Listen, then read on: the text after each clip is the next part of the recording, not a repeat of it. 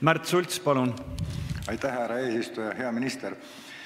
Te just vastasite küsimustel siin pensionite kohta ja ma sissejuhatas kõnes täpselt samuti, et pensionid kasvavad ja pension tuleb kõigil ja helge tulevik ja nii edasi. Ma ei saa seda kordamata jätta. Samas ajas mingi aeg tagasi te avasite kohustusliku pensionifondi investeeringuteks.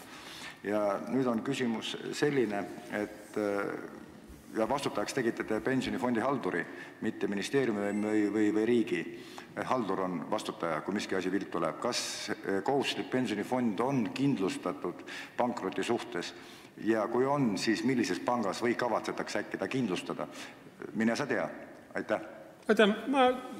Ma arvan, et debati konstruktiivsuse huvides me jääks täna eelarve konteksti, et eks ma natuke ise olen ka neid piire kogu aeg avardanud on ju ja nii-öelda sellest eelarve raamistikust nagu kandunud nagu välja, et ma selles mõttes tõesti vabandan küsija ees, aga ma ei tahaks laskuda süvaanalüüsi sellest, et kuidas täna ja millistes pankades, millised depositooriumid siis, kuidas neid käsitleda ja nii edasi, et me osaliselt seda debatti pidasime ju sel hetkel, kui konkreetne seaduseelnõu menetlus oli, et võib-olla nii palju ma nüüd ütlen, et mulle tundus, et teie küsimuses oli sellist skeptitsismi ja võib-olla kerget irooniat, et võib-olla see on ka tõsi, aga mulle tundus vähemalt, et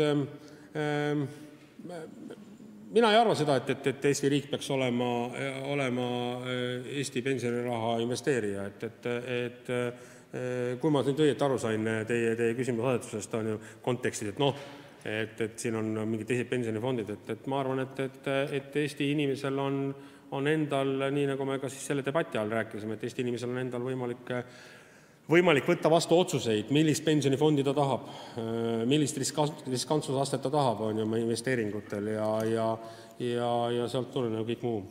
Aitäh.